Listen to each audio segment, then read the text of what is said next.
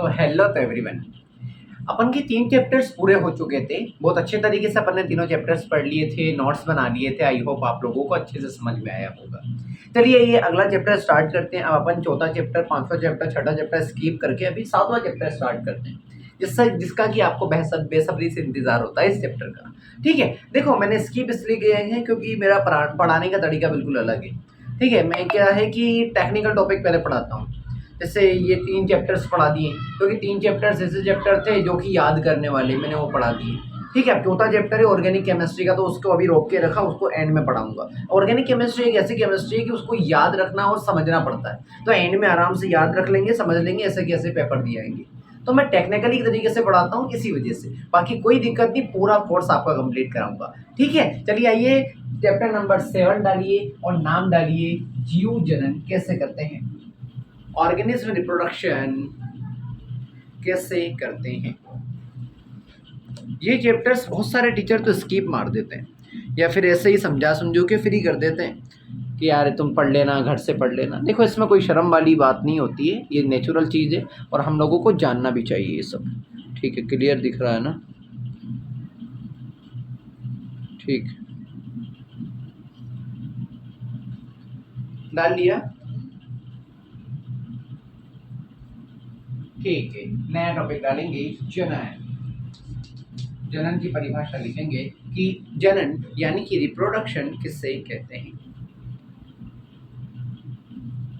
चलिए लिखना स्टार्ट करें। जनन वह प्रक्रिया है, जनन वह प्रक्रिया है जिसमें जिसमें सजीव अपने जैसे, ठीक है क्लियर दिख रहा है ना? अंधेरा तो नहीं आ रहा आज, ये वाइटनेस आ रही है, नहीं आ रही। ठीक है, लिखना स्टार्ट करो। जनन वह प्रक्रिया है जिसके द्वारा सजीव अपने जैसे नए जीव, अपने जैसे नए जीव उत्पन्न करते हैं, उत्पन्न करते हैं, उसे जनन कहते हैं। ये जनन की डेफिनेशन, जनन किसे कहते हैं, आपके सामने जनन की डेफिनेशन मैंने लिख दी। जनन किसे कहते हैं? जनन वह प्रक्रिया है जिसमें सजीव, सजीव यानी अपन लोग, जानवर लोग, या फिर अपन तो जानवर नहीं है, ठीक है, अपन लोग, जानवर या फिर जीव जंतु, कोई सा भी जीव अपने जैसी, अपने जैसे क्या, सजीव अपने जैसे, अच्छा डबल बार लिख दिया, इसको हटा देना, अपने जैसे नए जीव उत्पन्न करते हैं उसे जनन कहते हैं। यानी कि अब जीवों में सब आ गए, पेड़ पौधे आ गए, जानवर आ गए, एनिमल्स आ गए, सब कुछ आ गए। ठीक है, तब जनन की सिंपल सी परिभाषा, एक जीव से दूसरा जीव बनना, यानी कि वह प्रक्रिया जिसमें सजीव अपने जैसे, यानी मैं अगर जनन करूंगा मेरे जैसे, ठीक है, पेड़ पौधे जनन करेंगे पेड़ पौधे के जैसे, तो सजीव अपने जैसे नए जीव उत्पन्न करते हैं उसे क्या कहते हैं? जनन कहते हैं। क्लियर है? जल्दी बना लीजिए, लिख लीजिए। लिख लिया? ठीक है, नेक्स्ट लाइन एरो कर दी। यह पृथ्वी पर निरंतरता बनाए रखने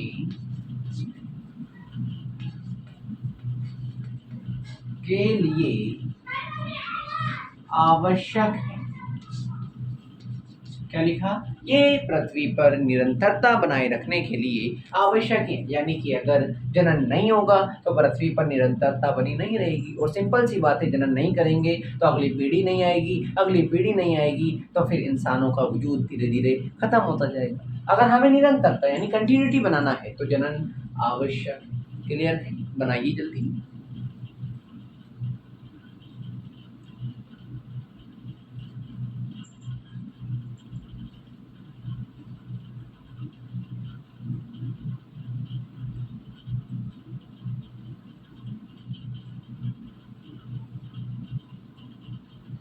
ठीक है, अगली लाइन लिखना।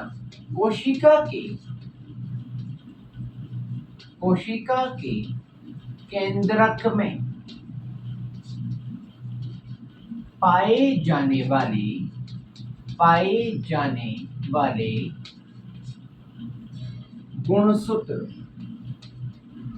गुणसूत्र में के लिखना, गुणसूत्र के डीएनए में आनुवांशिक गुण होते हैं। यानी हमारे अंदर हजारों लाखों करोड़ों कोशिकाओं के बने हुए हम लोग। तो ये एक कोशिका, इस कोशिका के अंदर होगा केंद्रक, केंद्रक के अंदर क्या, कई बार आपने बायोलॉजी में ऐसा देखा होगा, ऐसा ये देखा होगा ना, इसे बोलते हैं क्रोमोसोम यानी गुणसूत्र। ठीक है, गुणसूत्र इसके ये होता है डीएनए। गुणसूत्र के अंदर क्या होता है, गुणसूत्र के डीएनए में होते हैं आनुवांशिक गुण, यानी कि हमारी भाषा में बोले तो लक्षण बोले तो उसके नेचर, उसकी आदतें, तो किसमें होती हैं, वो डीएनए में होती है। यानी हम सबके अंदर डीएनए होता है। अब आगे वाली पीढ़ी में अगर डीएनए जाएगा तो वही डीएनए आगे जाएगा और हमारे लक्षण आगे वाली पीढ़ी में दिखाएगा। क्लियर, बनाइए।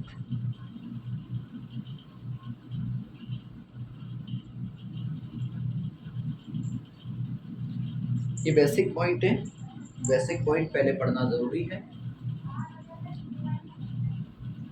अच्छा, वाइटनेस आ रही है बोर्ड पे, एक मिनट, आज ज़्यादा वाइटनेस आ रही है ना, ठीक है, अब नहीं आ रही, ठीक है, मैंने लाइट बंद कर दिया। ठीक है, उतार लीजिए। आई होप आपको अब क्लियर दिख रहा होगा। चीकू बाहर चले जाओ बेटा, जाओ। आई होप आप लोगों ने उतार लिया होगा। ठीक है, नेक्स्ट। अब कई लोगों को डीएनए नहीं मालूम होगा। ये डीएनए क्या होता है? वैसे तो 7वीं 8वीं 9वीं 10वीं क्लासों में, 9वीं क्लास में भी आप लोगों ने पढ़ लिया होगा कि डीएनए क्या होता है, वरना नहीं मालूम तो देखिए डीएनए की फुल फॉर्म क्या होती है। 5 स्टार लगा के लिखना, 10th क्लास में पूछा ही जाता है। डीएनए की full form D oxy ribo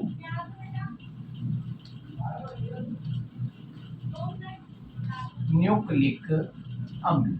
यानी डीएनए की फुल फॉर्म क्या होती है, डीऑक्सी राइबो न्यूक्लिक अम्ल। 5 स्टार लगा के उतार लेना, डीएनए की full form deoxy ribo nucleic अम्ल। क्लियर है, जल्दी से उतार लो। 5 स्टार जरूर लगाना, क्योंकि डीएनए की फुल फॉर्म ऑब्जेक्टिव में पूछी जा सकती है, 1 नंबर में ये क्वेश्चन आपसे पूछा जा सकता है, हर जगह ये क्वेश्चन आपसे कहीं पर भी पूछा जा सकता है।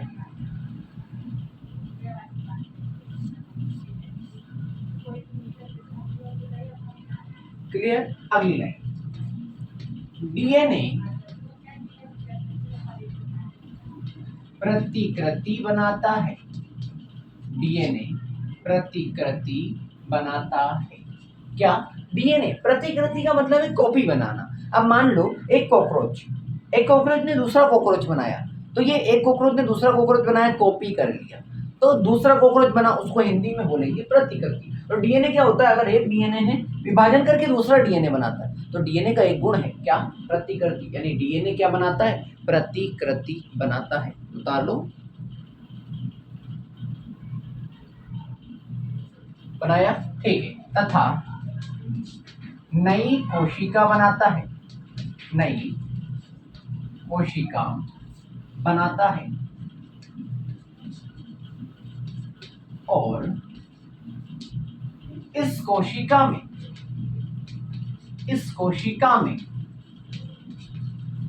विभिन्नता पाई जाती है। यानी डीएनए क्या करता है, प्रतिकृति यानी कॉपी बनाता है। अब मान लो एक डीएनए था, दूसरा डीएनए बन गया, एक डीएनए आगे वाली पीढ़ी में सप्लाई हो जाएगा, तो नई कोशिका बना लेगा। नई कोशिका जिससे बनेगी तो वो कोशिका क्या होगी, विभिन्नता का मतलब होता है चेंजेस लाना।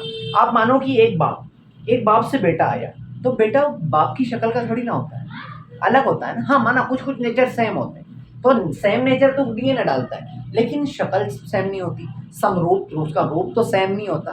तो वही है क्या, विभिन्नता का मतलब है कि चेंजेस आना। तो डीएनए ही है जो बाप और बेटे में चेंजेस पैदा करता है। क्लियर? जल्दी से उतार दो।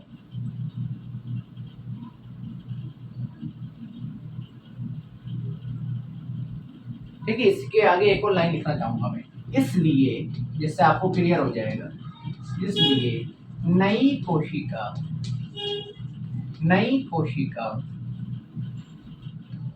समान होती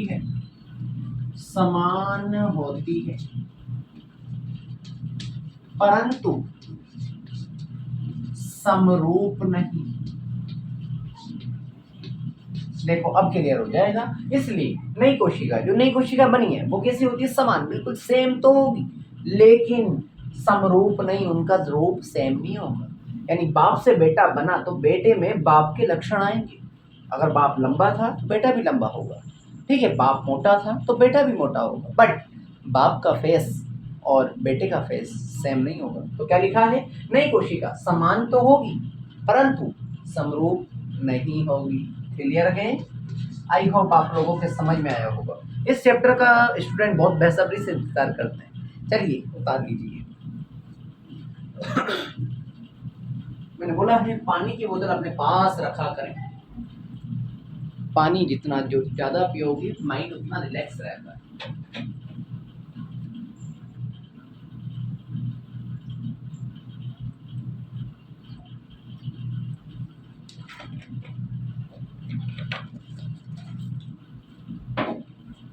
आई होप आप लोगों ने उतार लिया होगा। उतारा? क्लियर?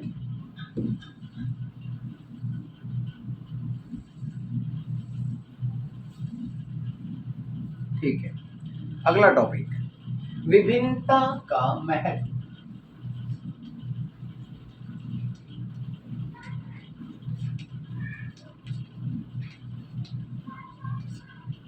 अगला टॉपिक डालिएगा, विभिन्नता का महत्व। क्या क्या जो चेंजेस आते हैं ना उसका क्या इंपॉर्टेंस है? जो विभिन्नताएं आती है, चेंजेस आते हैं, उसका क्या क्या इंपॉर्टेंस है, यानी महत्व है, वो पढ़ेंगे। क्लियर? जल्दी से टॉपिक डालो। क्लियर है? अब लिखना फर्स्ट नंबर, लंबे समय तक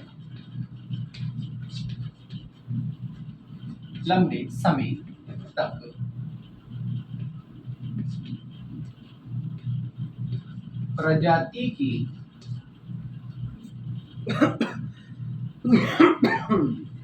हाँ, प्रजाति की उत्तरजीविता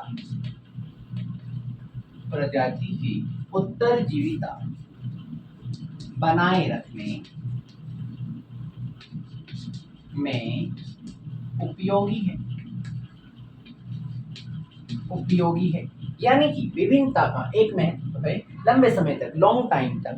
अगर जैसे चेंजेस आते जाएंगे ना तो उसकी पीढ़ी लंबी समय तक चलेगी। तो उत्तरजीविता बनाए रखने के लिए क्या है? उपयोगी है, यानी स्पेशल है। क्लियर है? अगला लास्ट पॉइंट लिख लो, विभिन्नता जैव विकास का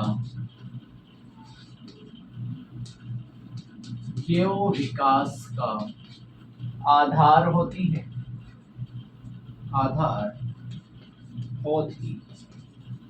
यानी जो विभिन्नताएं आती हैं, विभिन्नताएं आने पर ही जैव विकास का आधार होती है। यानी जो विकास यानी डेवलपमेंट होता है। आपने सुना होगा कि पहले इंसान चिंपैंजी हुआ करता था, फिर गॉरिला बना, गॉरिला से गिब्बन बना, धीरे धीरे वो झुक के चलते थे, एक टाइम आया सीधे चलने लगे, इंसान की पूंछ थी, पूंछ विलुप्त हुई, ठीक है। एक टाइम आया इंसान बन गया, होमो सैपियंस बन गया। वही बोला है, विभिन्नताएं, चेंजेस आना, बंदर से चेंजेस आए गोरिल्ला बना, गोरिल्ला में चेंजेस आए गिब्बन बना, गिब्बन से चेंजेस आए इंसान बना। चेंजेस आए ना तो विभिन्नता जैव विकास का क्या होती है? आधार यानी बेस होती है। क्लियर है? जल्दी उतार दो। आई होप आप लोगों ने उतार लिया होगा। ठीक है, इसको मिटा देता हूँ। एक बार पूरा रिवाइज करो जनन से। जनन किसे कहते हैं? जनन में विभिन्नताएं आती हैं, जनन के अंदर डीएनए होता है, तो डीएनए की फुल फॉर्म क्या है, विभिन्नताओं का क्या क्या महत्व है, एक बार पूरा रिवाइज कर लीजिए आप लोग।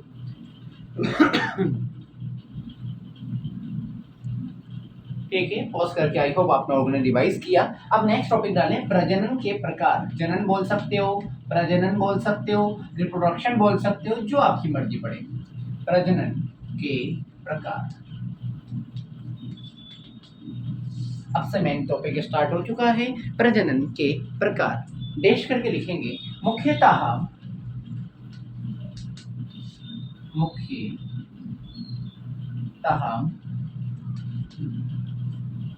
प्रजनन या जनन दो प्रकार का होता है।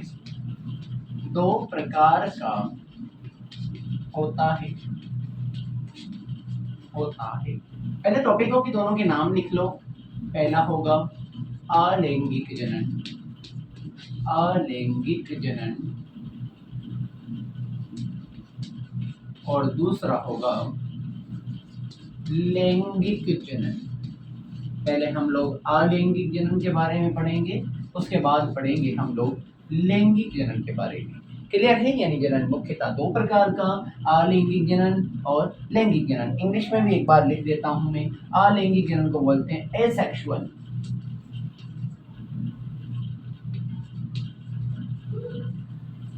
असेक्सुअल रिप्रोडक्शन, पूरा लिख लेना, मेरे पास जगह नहीं है, रिप्रो लिख दिया मैंने, ठीक है। उसके बाद इसको बोलते हैं sexual reproduction.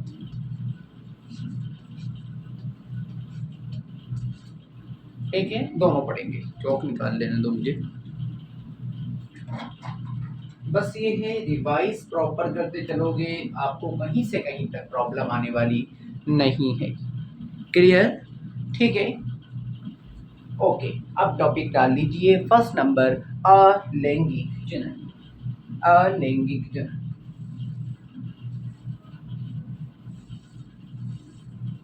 First number topic अलैंगिक जनन।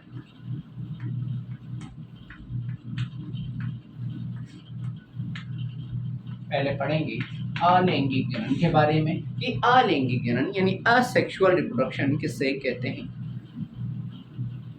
ठीक है, लिखना स्टार्ट करो। ऐसा जनन जिसमें एकल जीव एक नया जीव उत्पन्न करते हैं, अलैंगिक जनन कहलाता है।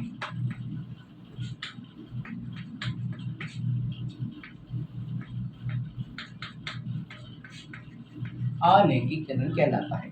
ठीक है, दो प्रकार के जनन, एक अलैंगिक एक अलैंगिक। अलैंगिक किससे कहते हैं? ऐसा जनन जिसमें, देखो इसमें दो जनों की जरूरत नहीं होती, नर और मादा की जरूरत नहीं होती, मेल और फीमेल की जरूरत बिल्कुल नहीं। इसके अंदर तो ऐसा है कि ऐसा जनन जिसके अंदर केवल एक जीव, ठीक है, एक जीव ही दूसरा एक नया जीव बना ले, यानी एक ही जीव उसका बच्चा पैदा करते, एक ही। जबकि लैंगिक में क्या होता है, एक नर और दूसरा मादा, मेल और फीमेल, वो लैंगिक। लेकिन अलैंगिक में केवल एक जीव क्या होता है, एक जीव नया जीव उत्पन्न करते हैं, अलैंगिक जनन कहलाता है। क्लियर है? परिभाषा लिखो पहले।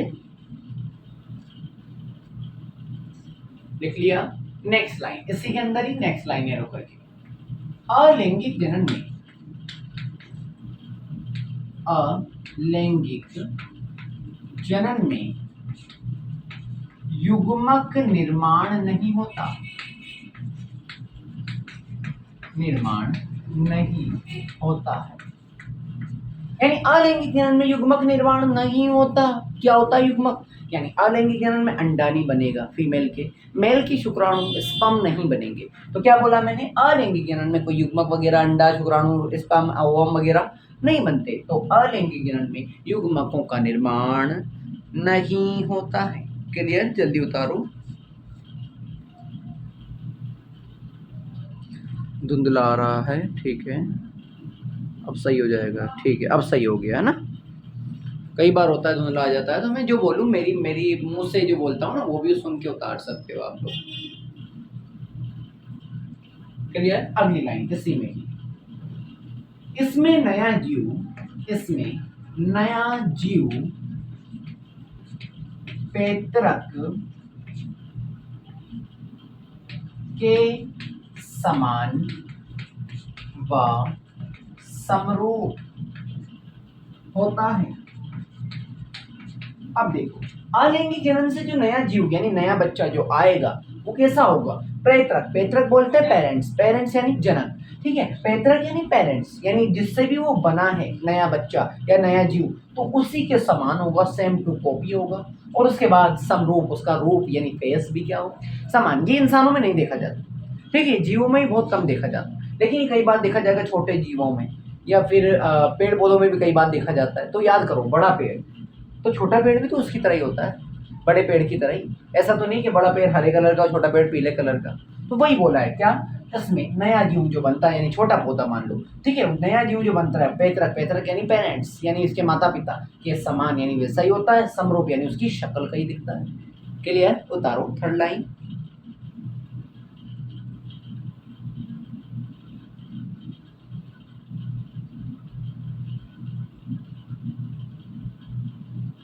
आई होप आपने उतारा, ठीक है। नेक्स्ट लाइन, यह सतत गुणन के लिए, सतत गुणन के लिए एक बहुत उपयोगी माध्यम है, उपयोगी माध्यम है। यानी कि अब देखो इस पॉइंट को समझो, ये सतत गुणन यानी रेगुलर कंटिन्यू गुणन के लिए बहुत अच्छा माध्यम है। क्योंकि लैंगिक जनन करोगे, लैंगिक जनन फीमेल चाहिए मेल चाहिए, दोनों मिलेंगे, उसके बाद में शुक्राणु अंडाणु मिलेंगे, उसके बाद में बच्चा बनेगा। बच्चा बनने में भी टाइम लगता है, जैसे इंसानों में 9 महीने। लेकिन अलैंगिक जनन में ऐसा नहीं होता। क्या होता है? ये सतत गुणन, यानी अगर आपको अभी एक पौधा बना है, दूसरे एक से दूसरा पौधा बना, अब उससे अगला बनाना है, तो अलैंगिक जनन टाइम नहीं लेता, जब कंटिन्यू बनाता रहता है। तो क्या लिखा मैंने? ये सतत गुणन के लिए क्या है? एक बहुत उपयोगी है। यानी आपको बहुत सारी चीजें एक साथ बनानी है तो अलैंगिक जनन करना, लैंगिक नहीं। क्लियर? जल्दी से उतारो, फिर मैं उतारता हूँ, बोर्ड भर गया है।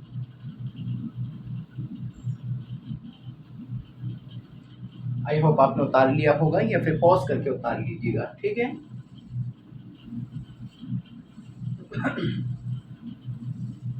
हाँ, next line, next line last line है अलैंगिक जनन में, ठीक है। या तो उदाहरण करके लिख लो, कैसे भी करके लिख लो।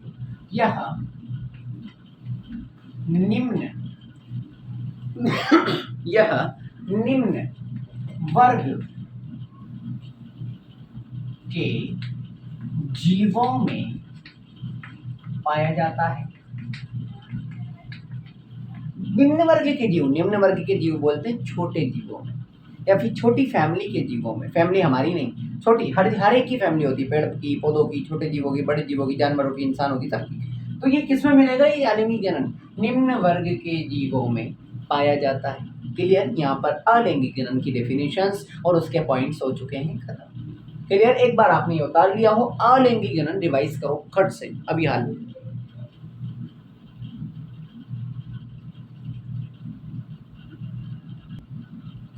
आई होप आपने रिवाइज कर लिया होगा।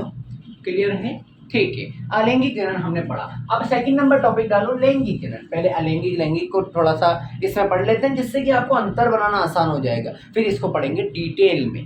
क्लियर है? सेकंड नंबर टॉपिक लैंगिक जनन यानी सेक्सुअल रिप्रोडक्शन। लैंगिक जनन, सेक्सुअल रिप्रोडक्शन। क्लियर? जल्दी छापो, ठीक है, लिखना शुरू करें। ठीक है, ऐसा जनन लिखा, ऐसा जनन जिसमें जिसमें दो जीव कोष्टक में लिख लेना, नर व मादा आपस में मिलकर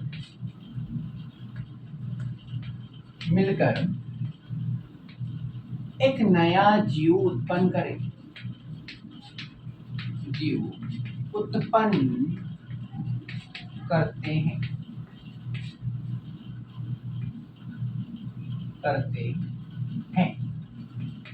उसे लैंगिक जनन कहते हैं। लैंगिक जनन कहते हैं। अब ये उससे बिल्कुल अपोजिट है। वहां पर एक ही जीव था जो नया जीव बना रहा था, लेकिन इसमें नहीं है। ये ऐसा जनन जिसमें दो जने चाहिए। कौन कौन? दो जीव, नर यानी एक मेल चाहिए, एक मादा यानी कि फीमेल चाहिए, यानी ऐसा जनन जिसमें दो जीव नर और मादा आपस में मिलकर एक नया जीव उत्पन्न करते हैं, तो इस जनन का नाम लैंगिक जनन है। क्लियर है? जल्दी उतारो नेक्स्ट लाइन। ऐसा जनन जिसमें दो जीव नर एवं मादा आपस में मिलकर जनन उत्पन्न करते एक नया जीव उत्पन्न करते हैं, लैंगिक जनन कहलाता है। Next line. लैंगिक जनन में युग्मकों का निर्माण होता है। युग्मकों का निर्माण होता है। क्लियर है? अब कोष्ठक में लिख देता हूँ कौन कौन से युग्मक बनेंगे। एक तो बनेगा नर युग्मक और दूसरा वा करके लिख देता हूँ मादा युग्मक। यानी एक तो बनेगा नर युग्मक, एक बनेगा मादा युग्मक। नर युग्मक को हम लोग बोलते हैं हमारी भाषा में स्पर्म, शुक्राणु, ठीक है। और मादा युग्मक को क्या बोलते हैं? अंडाणु या फिर ओवम या फिर अंडा। तो याद रखना लैंगिक जनन में युग्मकों का निर्माण होगा। कितने युग्मक? दो युग्मक। तो ये भी लिख सकते हैं लैंगिक जनन में नर युग्मक और मादा युग्मक का निर्माण होता है। क्लियर है? जल्दी से उतार। और जब मैं बता देता हूँ नर युग्मक और मादा युग्मक दोनों मिलते हैं जब ही जाके लैंगिक जनन होता है। क्लियर? जल्दी छापो।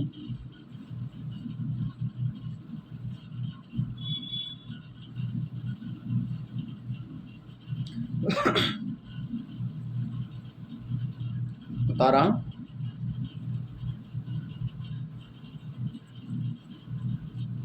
ठीक है, नेक्स्ट लाइन। इस जनन में नया जीव पैतृक के पूरा लिखता हूं। नया जीव आनुवांशिक रूप से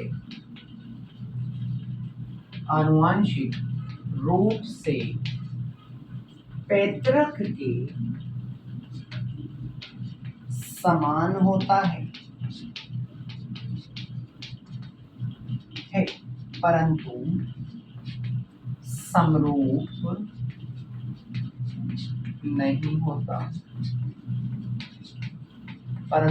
समरूप नहीं होता।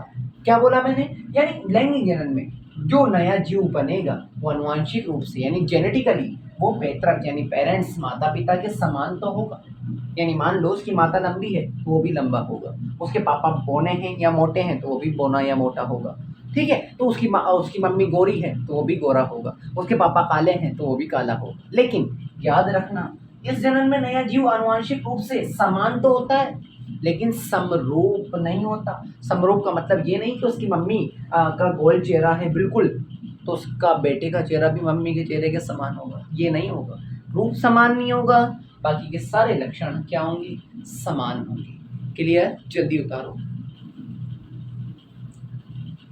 धुंधला आ रहा है। जल्दी से उतार लो, अभी धुंधला आ रहा था, सॉरी उसके लिए। ठीक है, आई होप आप लोगों ने उतार लिया होगा। रोक लीजिए इसको, फिर उतार लीजिए। ठीक है, मेरे 30 मिनट तो शायद पूरे हो चुके हैं ये। ठीक है, तो आज हमने बहुत सारी चीज़ें पढ़ी। जनन किसे कहते हैं, लैंगिक जनन, अलैंगिक जनन। तो मैं बता देता हूँ, अभी लैंगिक जनन के 2 पॉइंट और बाकी हैं, तो इसको मैं नेक्स्ट क्लास में करा दूंगा। जब तक कि यहाँ तक के लिए आपको पूरा रिवाइज करना है। ठीक है, आने वाले चैप्टर में बहुत मज़ा आने वाला है, इंजॉयमेंट के साथ पढ़ेंगे, लेकिन नेचुरल तरीके से प्रॉपर डिटेल में बताऊंगा, ये मेरी गारंटी। क्लियर है? चलिए मिलते हैं नेक्स्ट वीडियो के अंदर। जब तक के लिए सपोर्ट बनाए रखें, प्यार बनाए रखें। हाँ, एक पॉइंट मैं आपको बोल देता हूँ, कभी कभी कभार क्या होता है कि यार वीडियो नहीं आती है, तो ये मत करा करो यार वीडियो नहीं आ रही है ऐसा वैसा। देखो, मेन प्रॉब्लम ये आती है कि वीडियो बनाने वाला वीडियो मैं ही बनाता हूँ, मैं एडिट करता हूँ, अपलोड भी मैं ही करता हूँ। तो कई बार होता है मैं थक जाता हूँ तो रात में वीडियो नहीं बना पाता। मैं वीडियो बनाता हूँ रात के 12 बज रही है अभी। ठीक है, इसी वजह से। चलिए मिलते हैं नेक्स्ट वीडियो के अंदर, तब तक के लिए थैंक यू।